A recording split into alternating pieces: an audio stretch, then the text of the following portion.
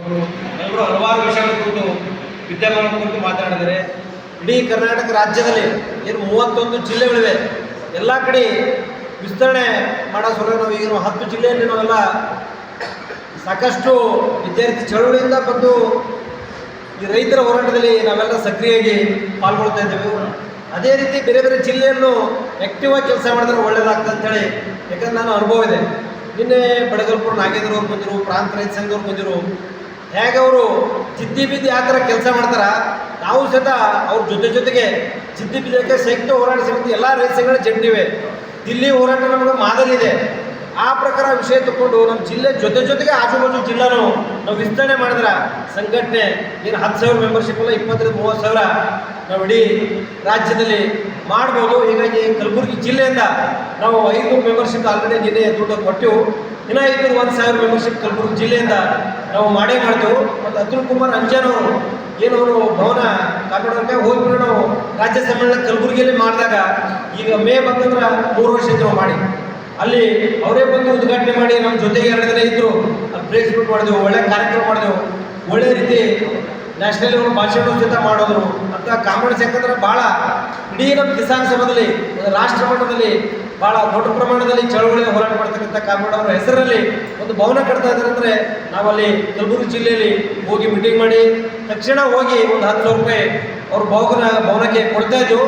ಮತ್ತು MLC MP ಗಳಿಗೆ ನೀವು ಕೊಟ್ಟರೆ ಮಾತಾಡ್ಕತೆ ಮಾಡಿ ಜಿಲ್ಲೆಯಲ್ಲಿ ಆ ಭವನ ಮಾಡ್ತಾ ಇದ್ರೆ ಹೆಂಗೀಗ ಅದ್ರ ಏನಾರ ಬ್ರೋಚರ ಇಂಗ್ಲೀಷ್ ಅಥವಾ ಹಿಂದಿ ಒಳಗೆ ಏನಾರ ಕೊಟ್ಟರೆ ಅಂದ್ರೆ ನಮ್ಮ MP ಗಳಿಗೆ ರಾಜ್ಯಸಭೆ ಮೆಂಬರ್ಗೆ ಕಲಬುರಗಿರ್ತಕ್ಕಂಥ MLCಗಳು ಭೇಟಿಯಾಗಿ ಈ ಭವನಕ್ಕೆ ಸಹಾಯ ನೀಡಿರಿ ಅಂದ್ರೆ ಸಹಾಯ ನೀಡಿತು ಅಂದ್ರೆ ಸಾಕಷ್ಟು ನಮ್ಗೆ ರಾಜ್ಯಸಭೆ ಮೆಂಬರ್ಗಳು MLCಗಳು ಹೇಳಿದಾರೆ. ಆದರೆ ಯಾರ ಕಡೆಯಿಂದ ಇಲ್ಲಿವರೆಗೂ ನಾವು CPI ಪಕ್ಷಕ್ಕಾಗಿ ಕಿಸಾನ್ ಸಭಾ ಯಾರ ಕಡೆಯಿಂದ 10 ರೂಪಾಯಿ ನಮಗೆ ತೊಳಕಾಗಿಲ್ಲ. ಎಷ್ಟೋ ಸಲ ನಾವು ಕರೆದಾಗ ಹೇಳಿದಾರೆ ಅವರು, ನಿಮ್ದು ಏನ್ರೆ ಪ್ರೋಗ್ರಾಮ್ಗಳಿದ್ರೆ ಹೇಳ್ರಿ, ಭವನ ಕಟ್ಟೋದಿದ್ರೆ ಹೇಳ್ರಿ, ನಾ ಸಹಾಯ ನೀಡಿದ್ರೆ ರೆಡಿ ಇತ್ತು ಅಂತೇಳಿ ಅಲ್ಲಿ ಕಾಂಗ್ರೆಸ್ದವರು JDS ಲೀಡರ್ಸ್ಗಳು ಸಾಕಷ್ಟು ಬಾರಿ ನಮ್ಮ ಎದುರುಗಡೆ 10 ವರ್ಷ ಹೇಳಿದಾರ. ಆದರೆ ಯಾರ ಕಡೆಯಿಂದ ಇಲ್ಲಿವರು ನಾವು ಬಂದು 10 ವರ್ಷದಲ್ಲಿ ಅಲ್ಲಿ ಪಕ್ಷದ ಒಂದು ಕಾರ್ಯದರ್ಶಿ, ನಾನು 2 6 ವರ್ಷ ಕಾರ್ಯದರ್ಶಿ ಇದ್ದೆ. ಯಾರ ಕಡೆಗೂ ನಾವು ಒಂದೇ ಒಂದು ರೂಪಾಯಿ ಅಲ್ಲಿ ಸಹಾಯಧನ ತೆಗೆದುಕೊಂಡಿಲ್ಲ. ಹೀಗಾಗಿ ನಾವೆಲ್ಲರೂ ರಾಜ್ಯ ಮತ್ತು ರಾಷ್ಟ್ರೀಯ ಮಂಡಳದಲ್ಲಿ ಹೇಳಿದ್ರೆ ಅಂದ್ರೆ ಅವ್ರ ಕಡೆಯಿಂದ ನಾವು 10 ಲಕ್ಷ 20 ಲಕ್ಷ ತನ ನಾವು ಕೊಡಿಸ್ತಕ್ಕಂಥ ಅಲ್ಲಿ ಕಿಸಾನ್ ಸಭೆಯಲ್ಲಿ ನಾವು ಅವ್ರ ಹತ್ರ ಹೋದ್ರೆ ಖಂಡಿತವಾಗಿ ಅವರು ಕೊಡ್ತಾರೆ. ಹೀಗಾಗಿ ನಾವು ಕಲಬುರಗಿ ಜಿಲ್ಲೆ ಜೊತೆಗೆ, ಯಾಕಂದ್ರೆ ರಾಜ್ಯ ಮಂಡಳಿ ನಾನು ಸದಸ್ಯರಿರೋದ್ರಿಂದ ಈಗ ಬೇರೆ ಕೆಲಸ ಹುಮನಾಬಾದ, ಬಸವ ಕಲ್ಯಾಣ, ಅಲ್ಲಿ ಇಂಡಿ, ಸಿಂದಗಿ, ಬಿಜಾಪುರ ಜಿಲ್ಲೆ, ಯಾದಗಿರಿ ಜಿಲ್ಲೆ ಎಲ್ಲ ಕಡೆ ನಾನು ಸಹಿತ ಕೋರ್ಟ್ ಕೆಲಸ ಸಲುವಾಗಿ ಓಡಾಡ್ತಾ ಇರ್ತೀನಿ. 1-2-3 ಜಿಲ್ಲೆ ಜವಾಬ್ದಾರಿ ಕೊಟ್ಟಿರೋದನ್ನು ಮಾಡೋಕೆ ರೆಡಿ ಇದ್ದೀನಿ. ಹೀಗಾಗಿ ಸಂಘಟನೆ ಯಾಕಂದ್ರೆ ಸಾಕಷ್ಟು TV ಮಾಧ್ಯಮಗಳಿವೆ, ಪತ್ರಿಕೆಗಳಿವೆ, ಸಮಸ್ಯೆಗಳು ರೈತರು ಸಾಕಷ್ಟಿವೆ. ಅದು ಬಳಸ್ಕೊಂಡು ನಮ್ಮ ಕಿಸಾನ್ ಸಭಾ ಇಡೀ ರಾಜ್ಯ ಮಟ್ಟದಲ್ಲಿ ಕಂಡಕ್ಕೆ ಒಳ್ಳೆ ವಾತಾವರಣ ಇದೆ. ಹೀಗಾಗಿ ನಮ್ಮ ಏನು ಕಲ್ಯಾಣ ಕರ್ನಾಟಕದ ಬರೀ ಹೆಸರು ಮಾಡಿದಾರ, ಕಲ್ಯಾಣ ಕರ್ನಾಟಕ ಅಲ್ಲ, ನಾವು ಹಿಂದುಳಿದ ಹೈದರಾಬಾದ್ ಕರ್ನಾಟಕದಲ್ಲಿದ್ದು 371 ಜಾರಿ ಮಾಡಿದಾರ. 500 ರೂಪಾಯಿ ಕೋಟಿ, ಅದು ಪ್ರತಿ ವರ್ಷ ಅರ್ಧ ದುಡ್ಡ ರಿಟರ್ನ್ ಹೋಗ್ತಾ ಇದೆ. ಯಾಕಂದ್ರೆ ಎಲ್ಲಿ ಅಲ್ಲಿ ಇಂಜಿನಿಯರ್ಗಳು, ಜನಪ್ರತಿನಿಧಿಗಳು ಯಾರೂ ಸರಿಯಾದ ಮಟ್ಟದಲ್ಲಿ ಕೆಲಸ ಮಾಡೋದು ತಯಾರಿಲ್ಲ. ಭ್ರಷ್ಟಾಚಾರ ತುಳುಕ್ತಾ ಇದೆ. ಅವ್ರು ಕೆಲಸ ಮಾಡಿದ್ರೆ ಬರೀ ಪರ್ಸೆಂಟೇಜ್ ವ್ಯವಹಾರದಲ್ಲೇ ಆ ಭಾಗದ ರಾಜಕಾರಣಿ ಮುಳುಗಿ ಹೋಗಿದಾರ.